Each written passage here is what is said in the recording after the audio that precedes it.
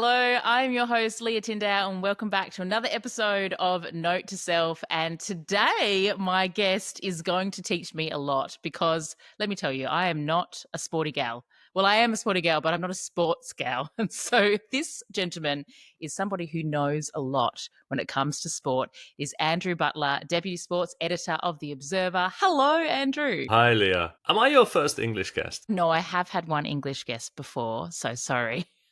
You haven't Sorry, popped the that cherry. sports part of me, kind of the competitiveness comes out. So I'm like, as long as this podcast is better than the other English one, that's Well, kind that of one was all like, about grief, and this one is about sport. dear, So it's a I little, already feel terrible. it'll be better for different reasons. How about Good, that? good. Yes. Well, thank you so much for joining me on Note to Self. I'm so excited to get all of your insights. And you are a sports journalist. Yeah. I don't know if you abbreviate that in the UK to journo, We or do, is that yeah, we Australia? do. I Okay, guess good. it's a shared Australian Englishing, but the Okay. way that you say it does make it sound like it's a sort of thing that an Australian would do rather Yeah.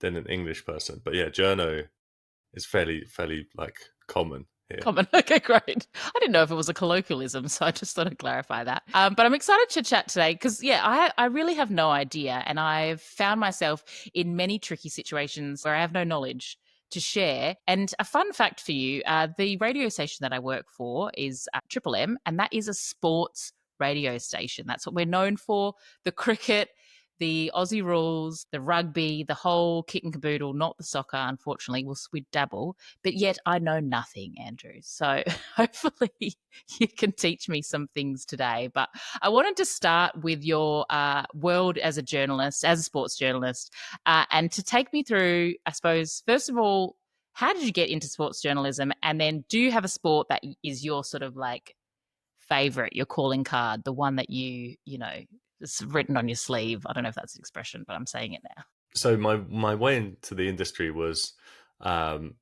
almost quite straightforward in some ways. I was just from a young age wanted to be in the industry. I had work experience. We all have to do work experience when we're like 14, 15, 16 here.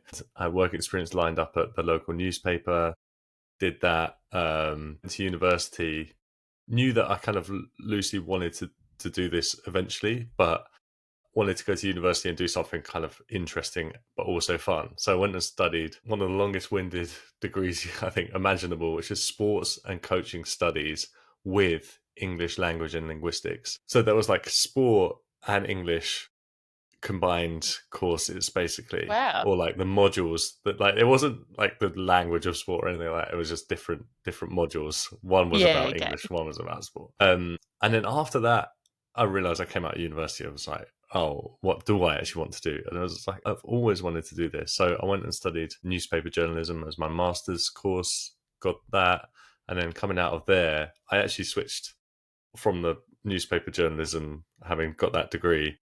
And my first job was at BBC Local Radio, which was amazing Great. fun. And started out there pretty much as most people do, answering the phones, doing the 10 p.m. to 1 a.m. shifts Yes. and the Saturday and Sunday morning shifts.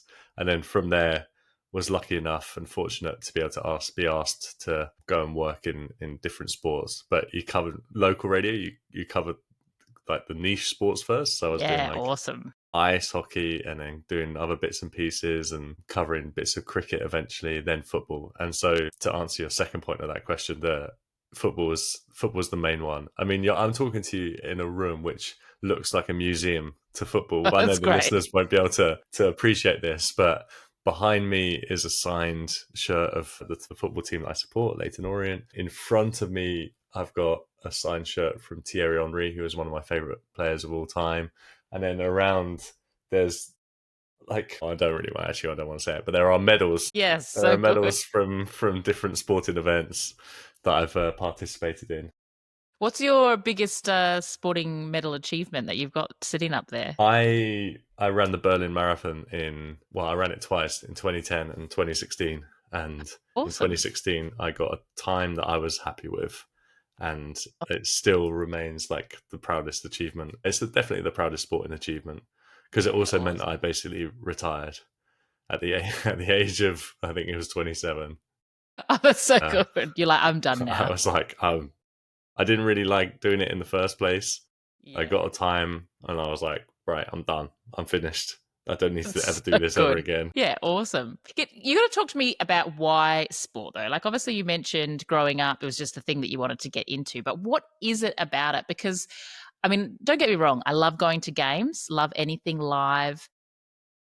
But I sometimes don't understand when people are so passionate as if they are playing, Andrew. And I would love your insights because you're not playing, you're sitting on a couch drinking beer, probably. I think the most important thing for me is the communal aspect of it.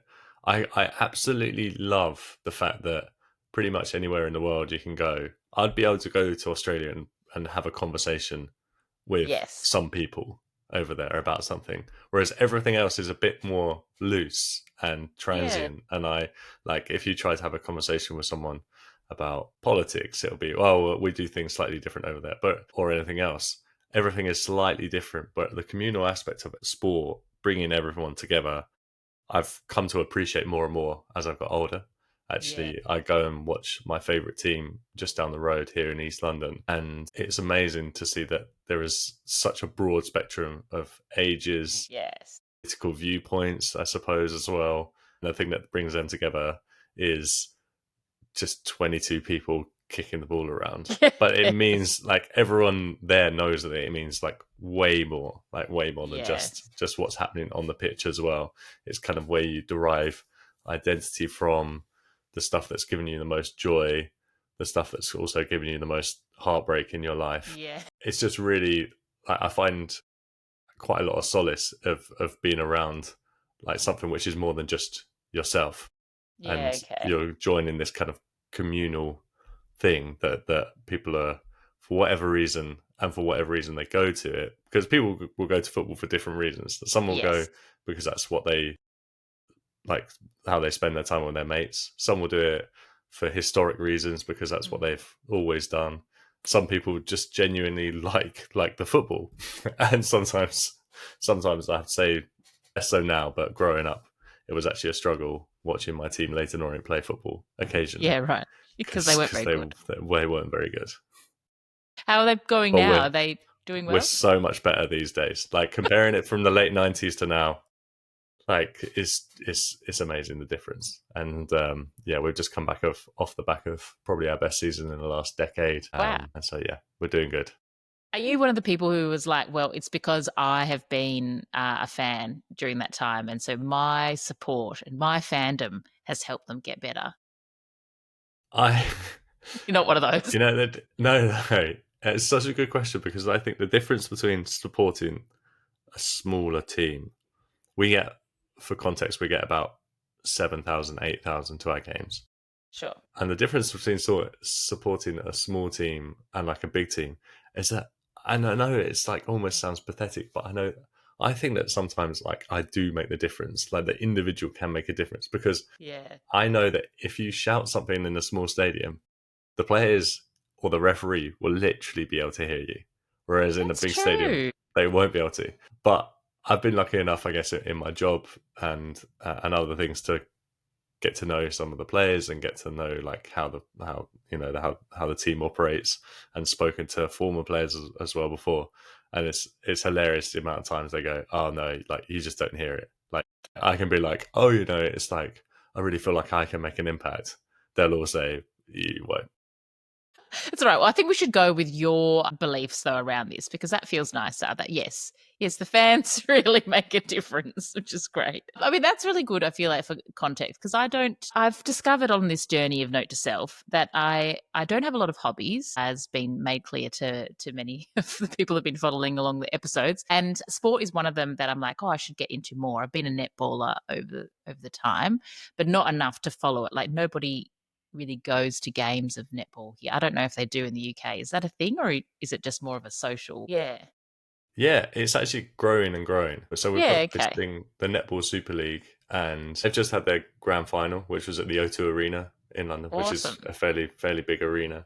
Yeah. And they had just had this big relaunch in the past season. So if you were to watch netball over here, there'll be, yeah, you won't be by yourself. That's for sure. Yeah, okay. Well, maybe I'm just living in the wrong country. I don't know. Time will tell. I want to talk about your work as a journalist, and like you've done some amazing stuff, as you mentioned, the BBC. You've also worked with a company called Tortoise, which has amalgamated, is that the right word, into the Observer? How would you describe that? Yeah, well, Tortoise Media bought the Observer at the end of last year, start of this year. Yes. And Yeah. so Tortoise Media, I guess for some of your listeners, you'd know the podcasts, Yes. because I know the podcasts were fairly popular in Australia. But yeah, at the start of this year, Tortoise Media bought the Observer newspaper from the Guardian Media Group. The Observer, for those who are unaware, is the world's oldest Sunday newspaper. So it's been going since 1791. So it's yeah, you feel kind of like a real privilege Yeah. and kind of like standing on the shoulders of giants of working at like such a place. Yeah, it's an amazing legacy that the paper's had. And then the work that Tortoise Media has been doing as well. Sweet Bobby is the podcast that you're referring to that people probably know. But in that, like, so your sort of cycle of work now, your deadline day is a Saturday, which is, I mean, that sounds like my worst nightmare for probably a lot of people's worst nightmare, having to work on a Saturday and get things in late. But what has it been like working in a field for you where there is so much pressure? Do you do well under pressure? Do you cope with deadlines? Is that something you thrive in? And I suppose, is there then a link there to sport? Because that's a huge pressure filled kind of day to day industry as well. Yeah, I mean, I think on the pressure point, you can do so much to kind of mitigate against pressure. I Hmm. think some people, and I think this goes for a lot of people across their lives as well, they'll suddenly find themselves under like loads of pressure. And then you'll ask them, and it's like, did you do anything to like alleviate that, Mm. knowing that this was coming down the tracks? And they'll go, well, no. Yeah. Well, why Yeah. didn't you? Yes. And I think the way that we work, because we kind of know it's the Saturday Mm. evening, kind of that's going to be the big pinch point. We do all that we can to kind of alleviate any pressure by being prepared, which I know sounds like incredibly obvious, but Yeah. the good thing about sport is there is actually a predictability in terms of deadlines. Although having Yes. said that, we're recording this a couple of days after the Wimbledon finals in the tennis. Yes. And Saturday evening was the women's singles final, and that started at 4 p.m. UK time.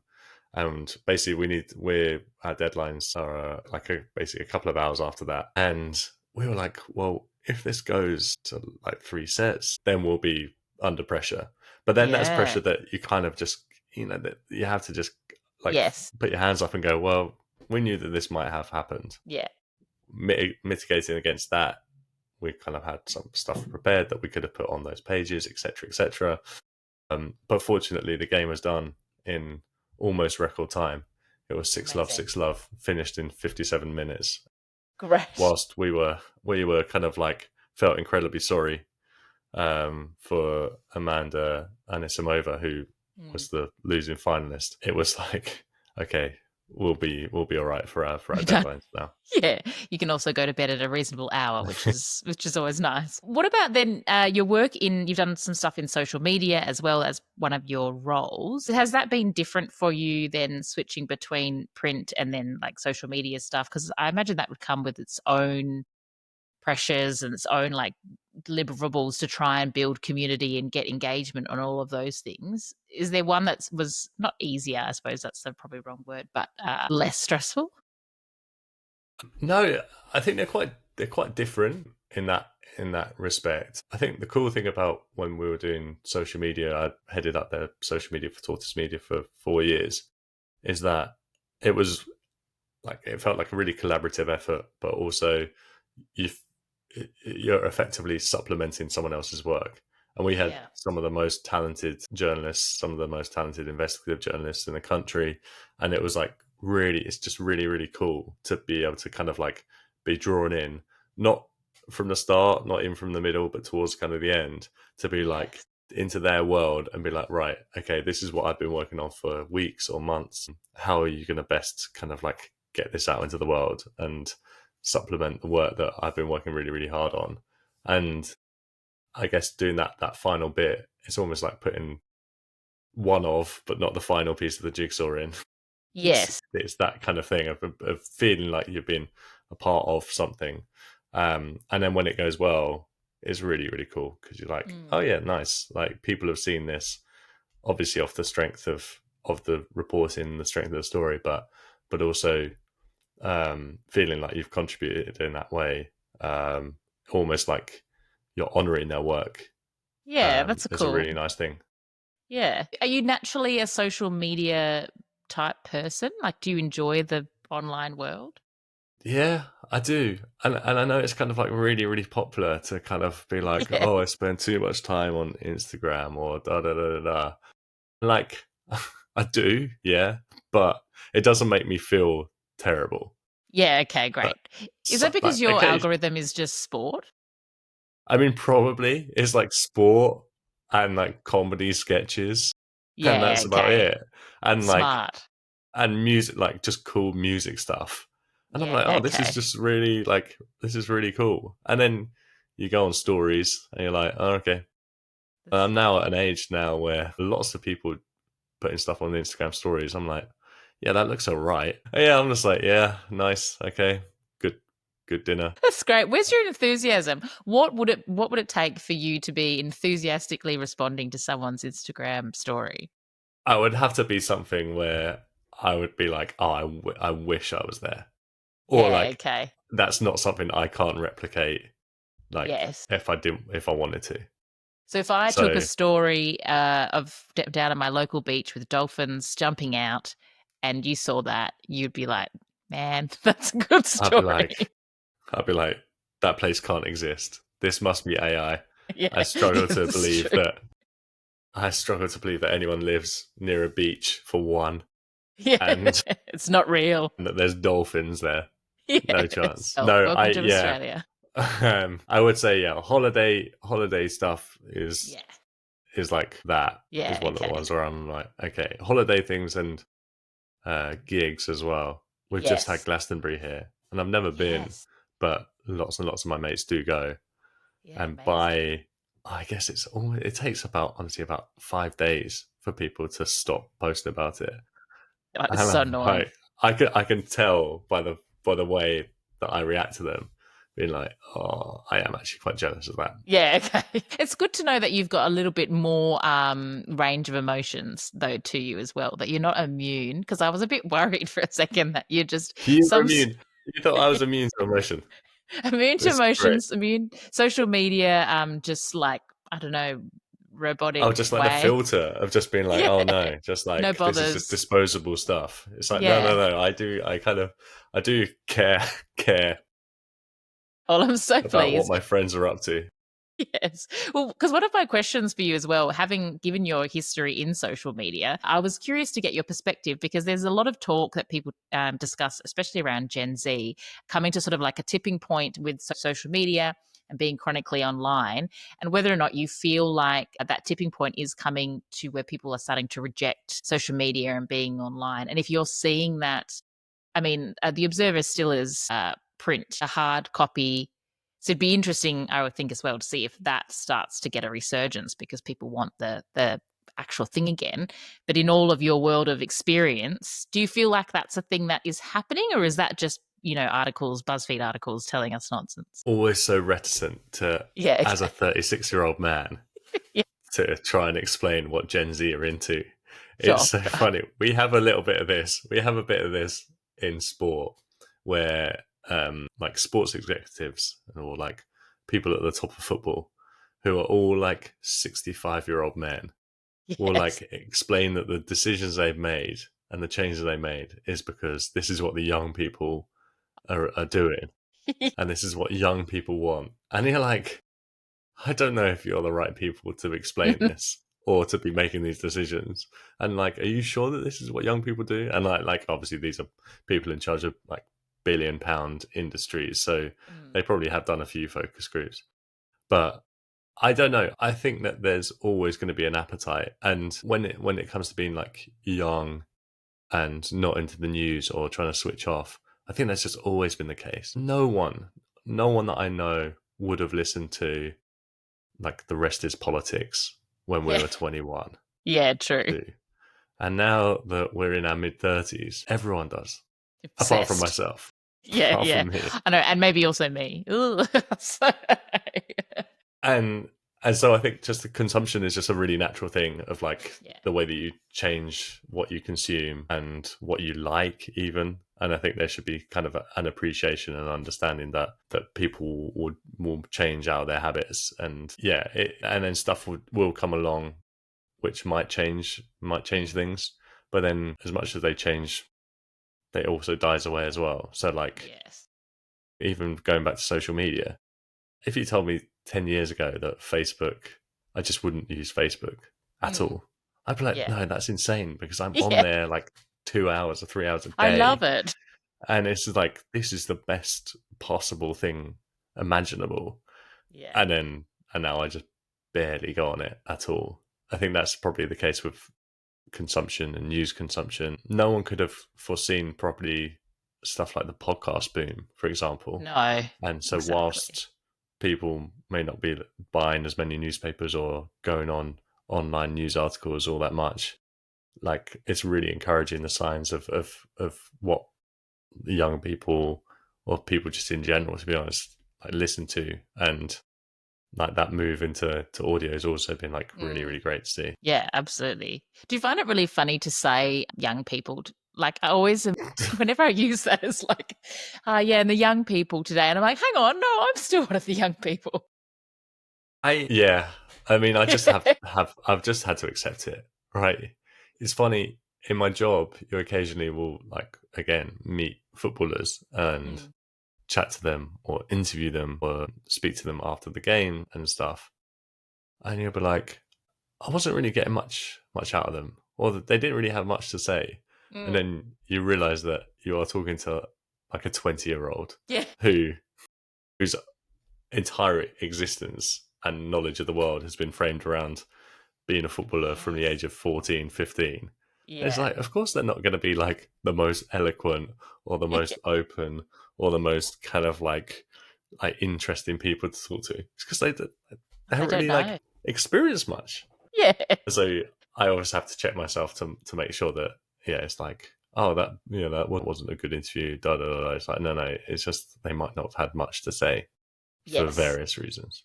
That's very gracious of you, Andrew. I think it's much better to become bitter and jaded as an old person. So you've taken the high road. I can't.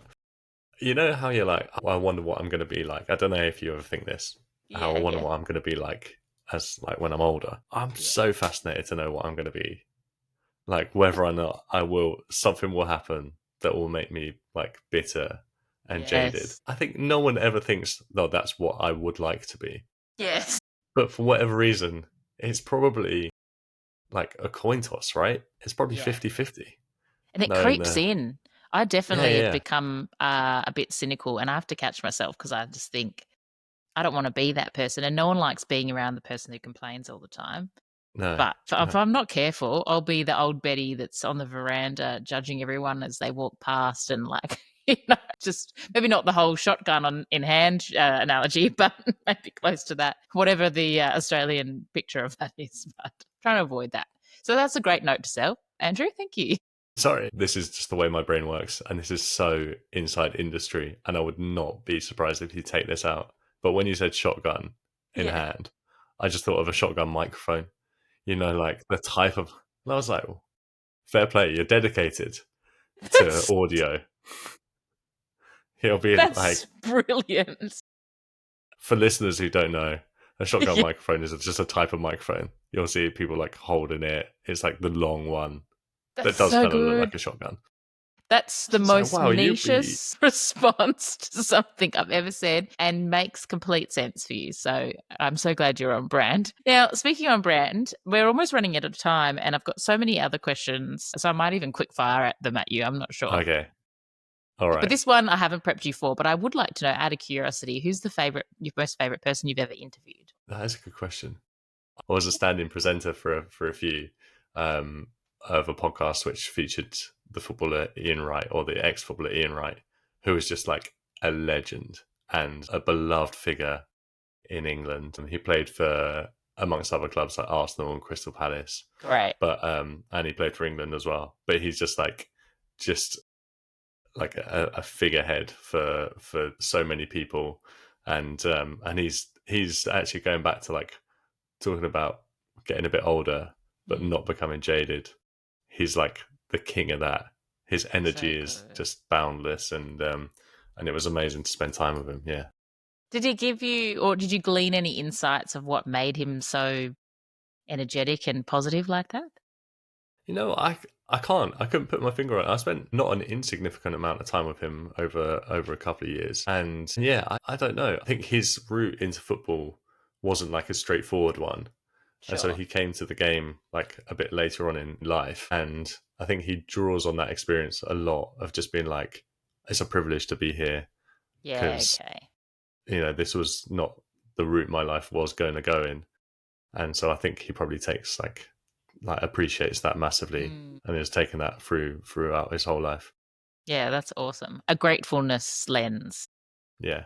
Yeah, that's awesome. I like that. Now, the other thing I need to know, very, very important stuff, and this is going to be a great note to self for anyone who is not a sports person. Sometimes in life, you go down to the pub and you're talking to people, or you're meeting people, and you don't know what they're talking about. Or maybe you're on a date and you think to yourself, I would love to be able to connect with this sports fanatic, but I don't know anything.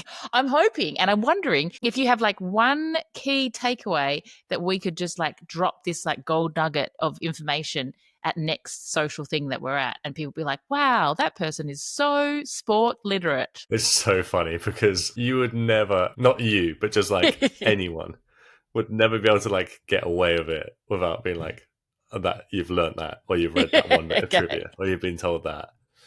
The one that I do like is that an English manager has never won the English Premier League. So like you'd expect there to be some English managers who've won it. So the Premier League was formed in 1992. So what's that? 33 years? Yeah, there's never been an English manager win it, but there has been 2 Scottish managers. There you go. So like I don't know what that says. Going back to that, if you went to the pub and just went, guys, I hear you're talking about football. Did you know there's never been an English manager, never won the Premier League? I think, and then they'll be like, all right, okay. It would be quite a strange. I mean, talking about. I feel like you'd lead yourself into a conversational cul-de-sac. Also, like no one's ever saying that on a date. If I ever did, it would have had to gone so badly wrong, I think, to get to that point. That's all you've left with now is trivia. Yeah. So it's trivia.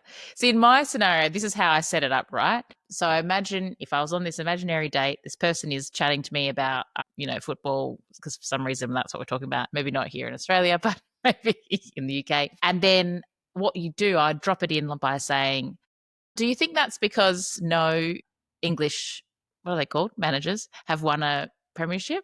Like throw it in like that, like, like a question. And then they have. That's probably yeah. Do you think it's interesting that no English managers ever won the English Premier League? And how do you think that plays into this year's season? And why? Yeah, why do you think that is? Yeah. See, does it say more about kind of the dearth of good coaching methods, or anyway, your thoughts? Perfect. And then because you're throwing it back with another question, but you seemed articulate, like you've got some sort of thing, even though you're glazing over on the inside. Yeah, well, that's the thing. The glazing over. Imagine if that person gives a really good answer and then says, "And what do you think?" Which is what a good conversationalist would do. That's true. Kind of keep it going. And in which case, then you'd say, "I agree. Should we get another drink?" Anyway, okay. Well, I'll take that. Is there any others you want to add, or is that's the piece of la resistance? No, I think that's probably that's probably the one that I would. It seems. Well, we've had enough of a conversation off the back of it. That's true. Yeah. perfect. So you're welcome. If you're about to go on a date or headed to the pub as you listen to this, you're now well equipped. That's good. Now, the last thing that we need to talk about before we let you go, Andrew, and this one's very, very important. I always love asking each of my guests their biggest note to self. Maybe it's something that's resonating with you at the moment, that's sort of rattling around your brain. Maybe it's a sort of a mantra that you've had all your life that you like to live by. But whatever it is, what is Andrew Butler's note to self to share? I think there might be a bit of recency bias to this. And it's not a mantra that I've always lived my life by, or even a mantra for that matter.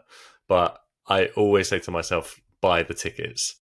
So I love being at live events. I love going to sporting events, and I've never regretted like spending the money on the events that I want to go to. And the reason why I say there's a bit of recency bias to it is that I'm about to go to day 5 of the England versus India test match, which is so finely poised. It's been like an enthralling test match to this point. And we were like, oh, but sometimes test matches don't go, like cricket matches don't go on for all 5 days. What if there's only like an hour's worth of play?